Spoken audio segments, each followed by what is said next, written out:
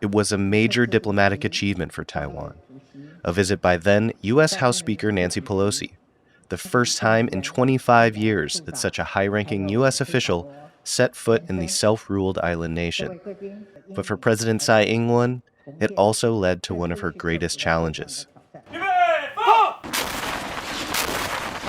China, which claims sovereignty over Taiwan, was outraged by such high-level American support for the democratic country. And for days after Pelosi's departure, it surrounded the island with some of its largest ever military drills. China's military presence around Taiwan has barely eased since. The incident highlights Tsai Ing-wen's delicate balancing act in diplomacy. After 8 years in power, she leaves office having raised Taiwan's international profile, but the country's relations with China are at an historic low. Though Tsai took a lighter approach to cross-strait relations at first, China cut off official communication channels with Taiwan soon after she took office.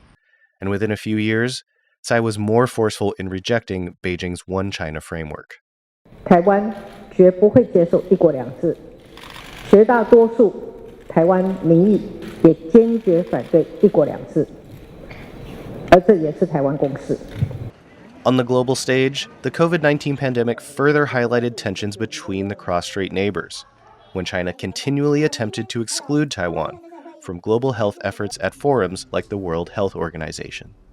In contrast to China's harsh lockdowns, the Tsai administration's effective early management of the virus and offers of international assistance helped the image of Taiwan as a country capable and willing to contribute to global efforts. Taiwan is a model for the world in so many respects. Yet political bullying has kept it from being able to fully share its successes and develop relationships that would all make us healthier, wealthier, and safer. Then came Russia's invasion of Ukraine in February 2022. The relationship between those two countries was seen by many to parallel that of Taiwan and China, including the Tsai administration, which not only provided aid to war-torn Ukraine, but also boosted defense spending and lengthened conscription. Everything we're doing now is to prevent the pain and suffering of the tragedy of Ukraine from being repeated in our scenario in Taiwan. But this was a perception that China was quick to counter. 我认为台湾当局有些人借乌克兰问题来蹭热点和碰瓷儿是不明智的行为。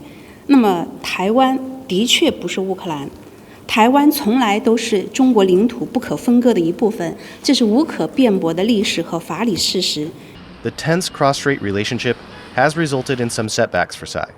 The few countries without a one-China policy that have diplomatic relations with Taiwan has been shrinking due to Chinese economic incentives to abandon Taipei. When Tsai came to office, Taiwan had 22 diplomatic allies.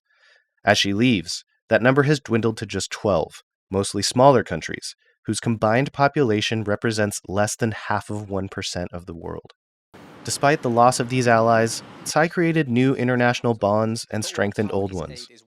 Delegations of lawmakers and officials from across the world continue to visit Taiwan, and the country is at the center of global conversations about technology and security, regardless of China's pressure.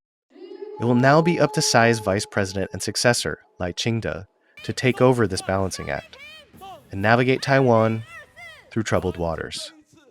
Ryan Wu and Chris Gorin for TaiwanPlus.